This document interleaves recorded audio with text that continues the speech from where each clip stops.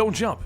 The woman with the long flowing blonde hair pauses, and then is startled as a hand touches her on the shoulder. Please, not here. Deadpool then leans in. Parker Industries is just a few blocks down the road. That's the sort of address you fling yourself off to death at. The woman just stops and looks at him stunned. You're making jokes? Deadpool frowns and he tells her, I was bitten by a sad radioactive clown. He then has a seat next to the girl who's about to jump to her own death. Yeah, well, I'm sure a real hero would have something profound to say to make you feel better instantly, but I'm all you got. I'm Deadpool, what's your... Don't what? Don't pretend to care. You're being presumptuous. I don't care. Yet. And you're making it very hard for me to get my care on. Is it a boy, girl, money? Did you marry a succubus and she might ruin your life? Are you trying to make me jump? Tears begin to flow down the woman's face. Again, Parker Industries is right over there. I hate you. I think maybe that's a sign you're on the mend. How about I make you an offer? If you're determined that this is going to be your last night. Have you seen Hamilton yet? She begins to laugh through the tears. You're a maniac. What's wrong with you? No, I haven't seen it. Tickets are impossible to get. Don't worry, I can get us some.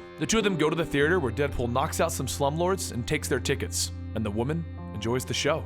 Afterwards, they step outside where Deadpool asks her, where to next? And she tells him, Parker Industries observation deck. Ha! You made a joke! Wait, are you joking? You're not joking, are you? Look, cut the shit. What problem do you have that I need to punch? And still, she won't tell him. So he pulls out a list of letters from people asking for help from the Avengers, and he explains that anytime he feels bad, he goes to these locations and he beats people up. And she tells him to leave her alone, unless... Is this a kidnapping? Deadpool chuckles. How dare you? I only kidnap for money. I'll let you go once you do everything I say.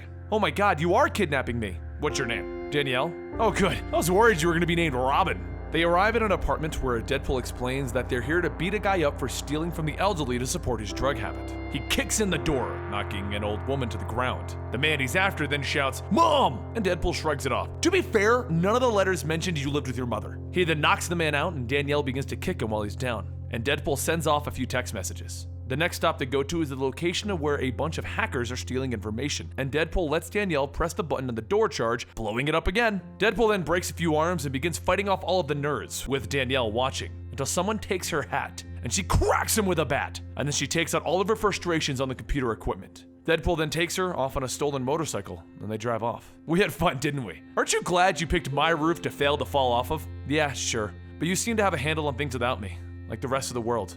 You can let me off anywhere. So, Deadpool pulls up to an emergency room. No, I can't. I'm smart enough to know that I'm dumb enough that I can't help you, but they can. You promised you would let me go. I am. This is where you and I part ways. I've been texting the staff all night and they're expecting you. What if I don't want to go inside? I don't know. I don't think I'll have to do anything because I think you want to walk in there. Will you walk in with me? Plus, we can visit all of the elderly people that I accidentally beat up. Listen, I don't think you're crazy. I think you just need a little help, and I'm not the guy to help you. So Danielle gets off the motorcycle, and she walks inside with Deadpool. And they take her to the back of the hospital. Deadpool watches her walking away, telling himself, unkilling someone is way harder than what I usually do. Of course, the moment she leaves my life, I think of the perfect advice. You gotta remember, no matter how bad things get, life is fluid. There's always a chance that something great is waiting around the next corner. You just have to find a way to keep walking around the corners. And then as Deadpool walks around the corner, he sees he's stepped in dog do. Now this may not have been the Deadpool story you were expecting, because a lot of times he's just wild and crazy. But this story shows you the other side of his character. And the writer, Jerry Dugan, wanted to explore how his character could help a suicidal character. In his end card to the comic, he explains that he doesn't feel that he could have done any better personally than Deadpool did in this situation, and that there are a lot of people out there to help people who may be having sad thoughts. I will echo how he chose to end his comic, because during my time within the military, I grew to learn that no one is above becoming overwhelmed by everything being thrown at you. And in the real world, we don't have Deadpools. We do have the National Suicide Prevention Lifeline, and you can reach them at 1-800-273-8255. I'll see you guys next time right here.